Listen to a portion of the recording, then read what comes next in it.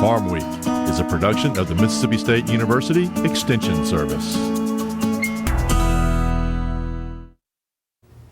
Today on Farm Week, Mississippi corn growers are being granted an EPA exemption to stop birds from eating their seed corn. Mississippi Women for Agriculture is helping women develop the skills needed to be agricultural entrepreneurs. In southern gardening, the Cinetti pericallus. It's a bloomer that likes the spring. In the markets, the threat of acreage moving to corn or beans provides some buying energy to Delta rice, as chicken production in the U.S. moves up slightly compared to a year ago. In the feature segment, the Magnolia Honey Company of Woodville, Mississippi. The business is owned by 3 women and it's earning a reputation for its specialty foods sweetened with honey. We want to make your experience with the company as good as it possibly can be and be able to really just affect the customers positively and let them understand what they're buying, because being a product that's sweetened entirely with honey is different from anything else that's out there. We buy our honey from all Mississippi-based producers.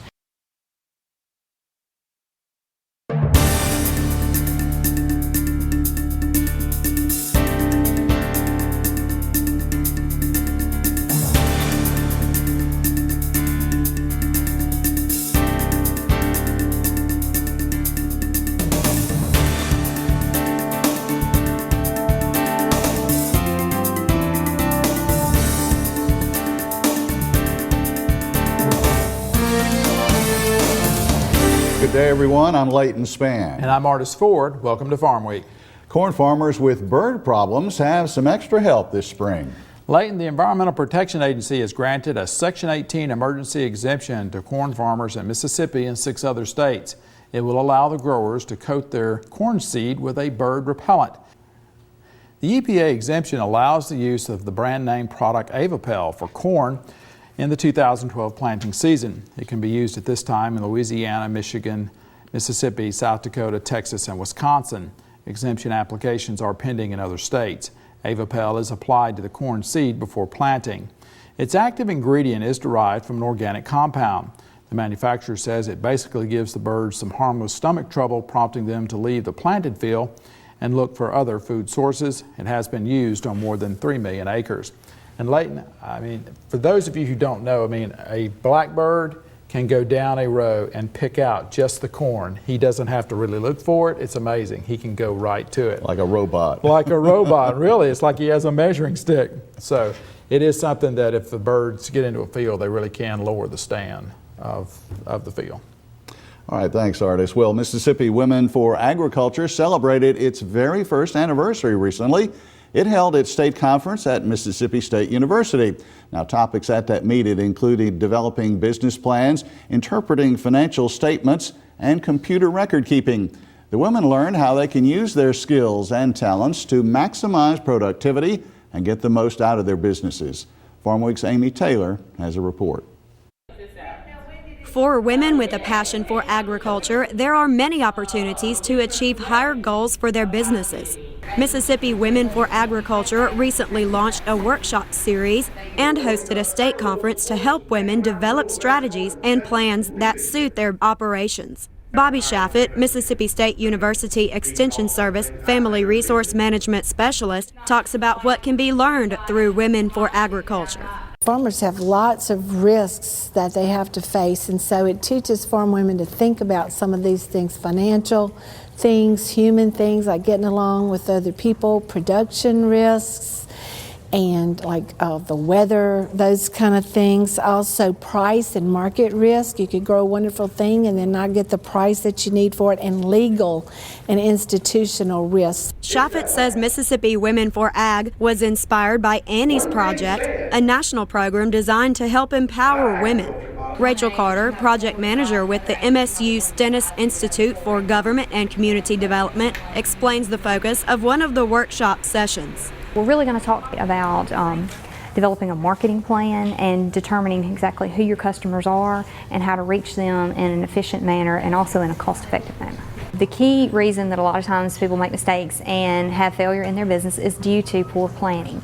And what we're going to talk about are different strategies that you can use to develop business plans, marketing strategies, how to set your price, how to figure out what your market is, and basically how to come up with a strategy to where you can be successful in your business. In addition, Carter used a personality assessment exercise designed to help increase communication skills. At the Women for Agriculture State Conference, workshop information was reinforced and current ag issues were addressed. From Mississippi State University, I'm Amy Taylor reporting. What flowering plant for spring can be used like fall mums? In this week's Southern Gardening segment, Extension horticulturist Dr. Gary Bachman shows us how the iridescent flowers of the Sonnetti pericalis can add beauty to our cool spring landscapes.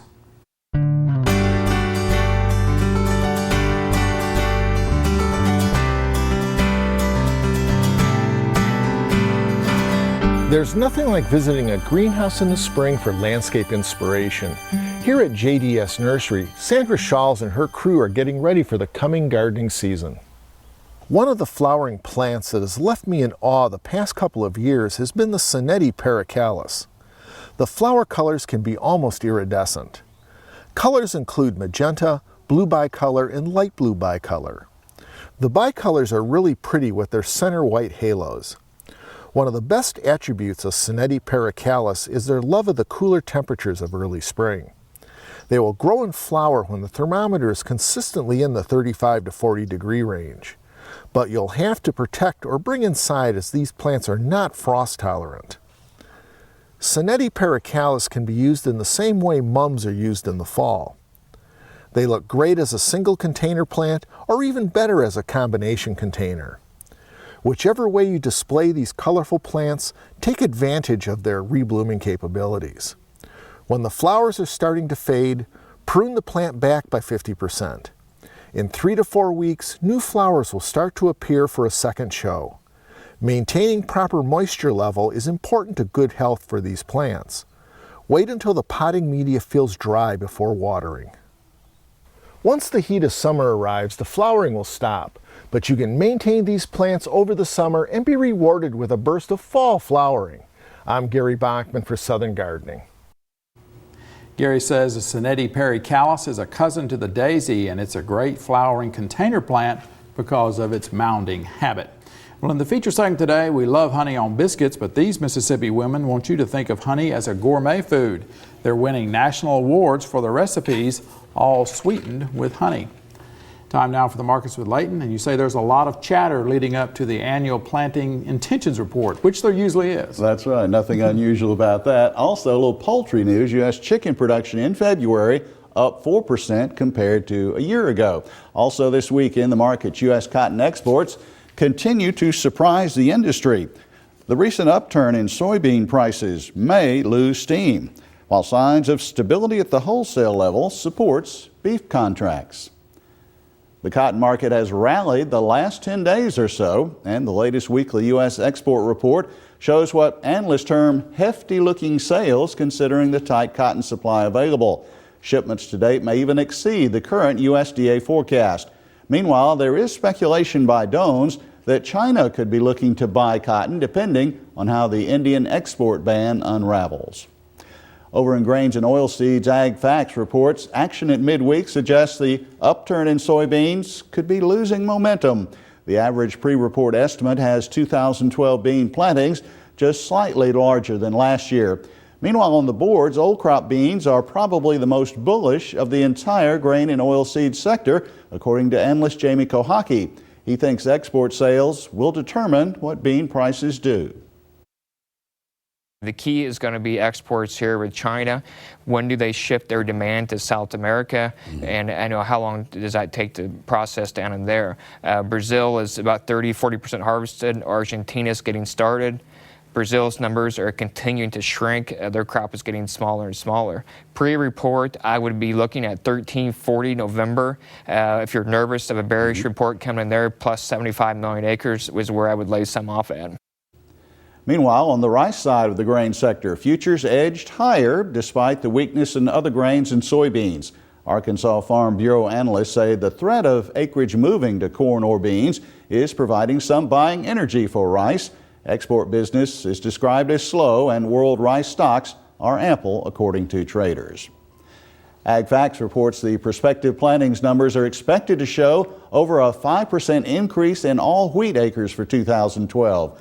Analyst Sue Martin recently said she thinks wheat is going to closely follow corn in the market here as things grind along. And demand is good. And so I'm thinking that with what's underpinning the corn market here for demand, and of course it appears to be a cash-led market on corn, I think wheat's keeping its eyes on that, because wheat can't get too far away from corn, because then they'll turn around and they'll start feeding corn. You know, wheat's been under the price of corn. Some think that that would lead to seeing some feeding of wheat. Maybe. But I think at the moment, we're still grinding in this sideways phase. July KC wheat is right up against a 200-day moving average. To move us towards the livestock markets, let's look at our cattle-related trivia for this week. Here it is. What breed of cattle are often referred to as Oreo cookie cows? Is it Beefmaster, Highland, Simmental, or Belted Galloway? You'll find out the answer coming up. We're going to pause now for a short break on Farm Week. Coming up, we'll look at the calendar in the second part of the markets. Leighton Spann and John Michael Riley report cattle prices are up. Hog and pig numbers are up as well. In the feature segment today, the Magnolia Honey Company. These women have taken Southwest Mississippi honey and turned it into an award-winning gourmet food.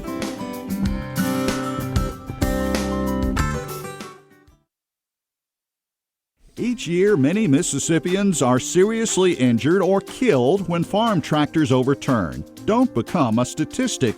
Avoid rollovers by staying away from steep ditches and pond banks. Slow down and operate tractors at a safe angle to the slope of the terrain.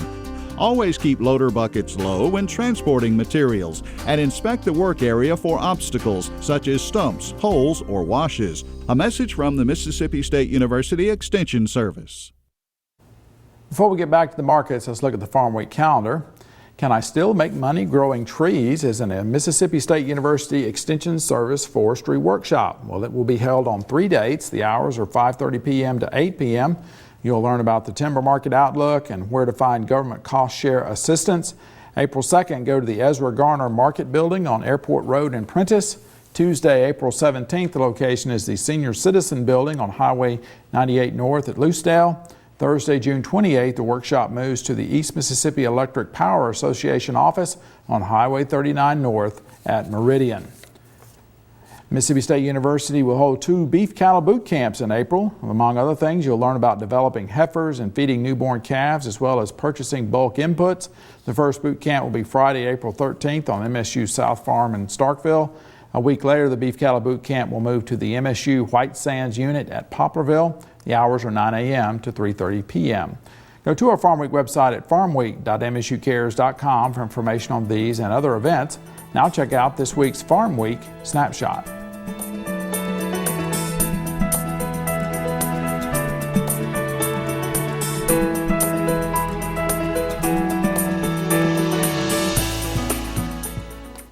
Live and feeder cattle contracts enjoyed triple-digit gains early in the week. But by Thursday, there were some signs. Worries about fundamentals were starting to curb some of that market enthusiasm. Extension Ag economist John Michael Riley joined me in studio to discuss recent reports and developments regarding beef. Let's begin with that March 23rd cattle on feed report. What are some of the take-home points you might say from those new numbers? I think the take-home message is that it was mostly neutral. Cattle on feed March 1, a little over 11.5 million head. That's just under 3% above where we were at a year ago. Trade was looking for that number to be slightly over 2%, so a little higher than what trade expected, but no real big eye-popping number there. Placements during the month of February, 1.7 million head, about just under 3% increase, and trade was looking for that number to be right at that point. Marketings, if there was a surprise, it was marketings. They were down about 2%. Trade expected that to be down about half a percentage point. If you think about the events that were going on in the month of February, all these numbers really make sense. The higher placements, corn was dropping during the month of February, so there was a real incentive to put cattle on feed. You think about where we're at in terms of the lack of supply of cattle and where beef prices were at. feeders really have the upper hand right now, and they showed that through the month of February. They didn't put cattle or sell cattle to the packers like they normally do, and like trade expected, mainly because they could do it. All right, let's come back to the present here a moment. This week in particular, earlier in the week, we had some price gains in the sector. Right now, it seems to be softening back up some. What are you taking out of that? What are we looking for as we enter the month of April? Well, we typically see prices increase as we move into the grilling season, and we haven't seen that the month of March. Prices have dropped about 5 to 6% on depending on which futures contract you look at, and a lot of that has to do with two big things have been going on. We've seen an increase in fuel prices, and that has everybody kind of nervous about what that's going to do to beef demand. And the other thing is finely textured lean beef, or lean finely textured beef. It's been another term has been used for it. Both of these have had negative impacts on the market, whether they should have or not. So really, again, the economy overall is going to be impacting this beef sector as we move forward here, particularly gasoline prices. Yeah. The USDA is releasing its quarterly hog and pig inventory numbers Friday afternoon the 30th, about 24 hours after this program is recorded. On average now, analysts say they expect to see an increase in supply. Also, all categories are expected to see an increase in weight, with the biggest expected in the 50-pound and lighter listing. Well, just before our feature story this week, here's the answer to our trivia quiz. The belted Galloway is the correct breed. That's D. The animals are totally black except for that belted white band evenly distributed around their midsection. In today's feature segment, a woman-owned and operated business in Woodville, Mississippi that's making a name for itself in the gourmet food industry.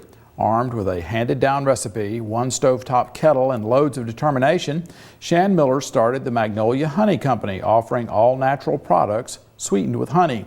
Now with partners Raven Lewis and Jenna Sessions, the trio is enjoying sweet success with its original jellies, sauces, and even pickles.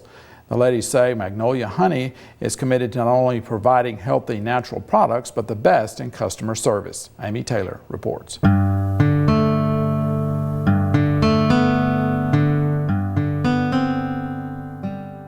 Woodville, Mississippi. To many who visit, it's like taking a step back in time.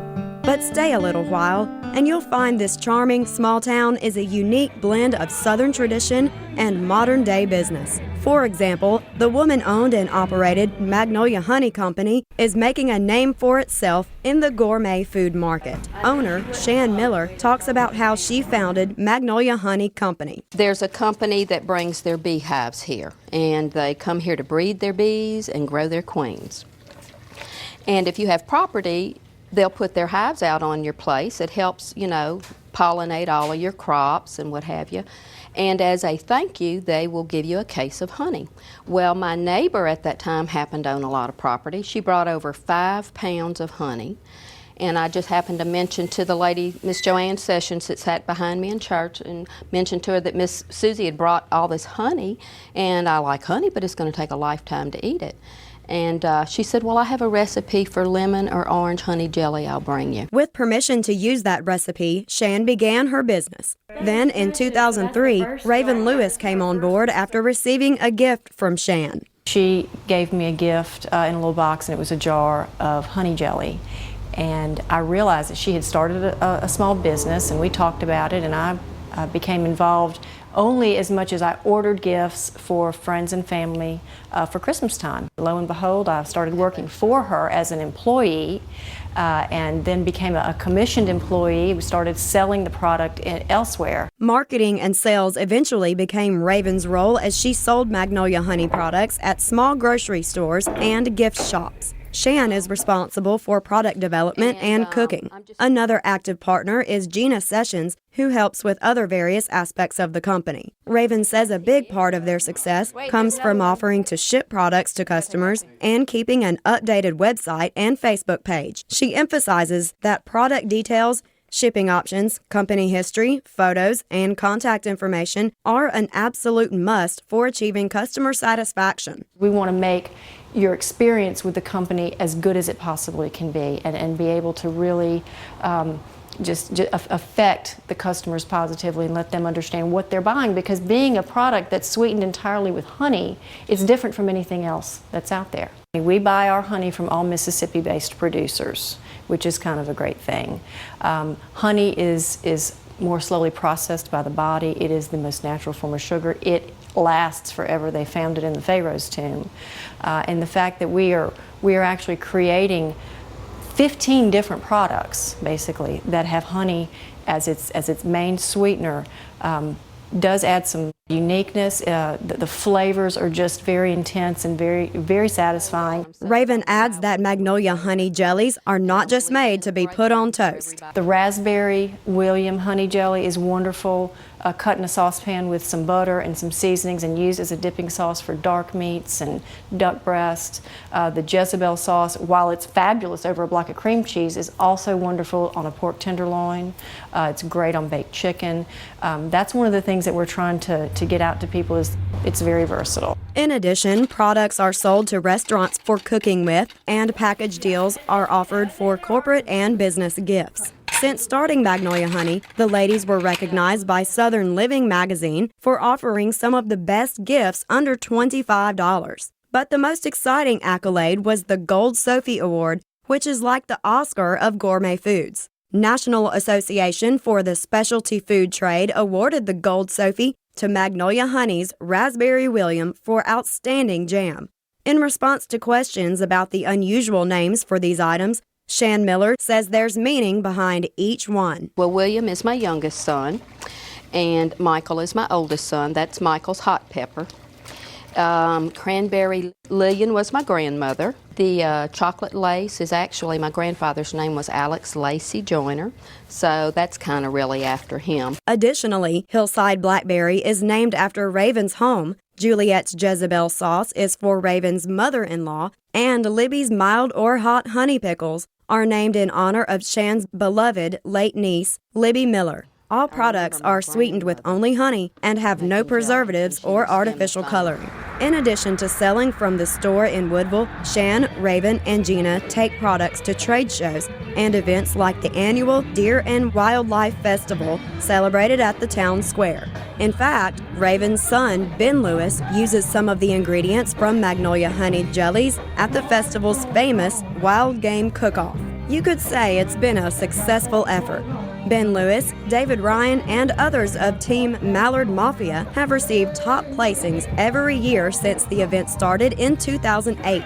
Contest categories include venison, wild hog, fowl, and even alligator. The Deer and Wildlife Festival has something to offer everyone with a family-friendly environment. You will see trade booths offering an endless selection of hunting novelties, arts and crafts like pottery, woodwork, decorative wreaths, paintings, quilts, and even duck calls. Demonstrations are available all day, including the art of carving a canoe out of a cypress tree, and even monkeys riding dogs. Numerous children's activities are set up with a pumpkin patch, face painting, and even photos with Miss Mississippi. And of course, deer and wildlife exhibits are on site as well. Co-chairman Delton Moore says the event is getting bigger every year. Initially, we kind of thought this was maybe a big party and we're not sure anybody was going to come, but luckily they did come, and we've had thousands every year. It's continued to grow. We kind of think of it as a homecoming, even if this is not your hometown. Maybe you could come here and enjoy it for a while with us. This is a really special area. It really grows on you real quickly. Raven Lewis says she's happy to be part of a community that works to strengthen its economy with progressive ideas while maintaining its traditional small-town feel. The more a community stays together with businesses and individuals getting together to help, the stronger the community will be in the long run. And we see that as a positive. We could sit and really not do anything and still ship stuff all over the country, but being involved in Woodville, this is where we are. This is where we want to stay. Raven Lewis and Shan Miller say Magnolia Honey Company is making it possible for them to achieve their goals and stay right where they are. It can easily be said that this is a happy ending to the story of the gift that keeps on giving. From Woodville, Mississippi, I'm Amy Taylor reporting. And you can watch this story again on the Magnolia Honey Company, excuse me, on our Farm Week website. That's farmweek.msucares.com. There's also our Facebook page or YouTube. We'll also have a link to the Magnolia Honey Company website. It's www.magnoliahoney.com. And Leighton, we have a little bit of an update on that story that aired originally last fall. If you're looking to meet them, they will be at the Cotton District Arts Festival, April 21st. That will be here in Starkville. But then they're also going to be exhibiting at the Mississippi Market Wholesale Show. That's June 7th and 8th. That'll be at the Mississippi Trademark Building in Jackson, Mississippi. And the end of April, they'll know again maybe before if they won another one of the Sophie Awards, which is very prestigious, you know, and to think that they've done all this using honey. Right. Well, we are at the end of Farm Week for this week. On our next show, Harrison Logging of Grenada, the present Mississippi Forestry Association Outstanding Logger of the Year. Harrison Logging has a spotless safety record in 27 years of operation. The landowners Kevin Harrison cuts for say that record is spotless too. In southern gardening, the southern indica azalea, this old favorite, has not worn out its welcome. And if you'd like to write us, please, that's Farm Week, Box 9625, Mississippi State, Mississippi 39762. You can also contact us via Facebook or YouTube. Once again, the mailing address, Box 9625, Mississippi State, Mississippi 39762. For the rest of the Farm Week crew, I'm Artis Ford. And I'm Leighton Spann. Thanks so much for watching. We'll see you next week.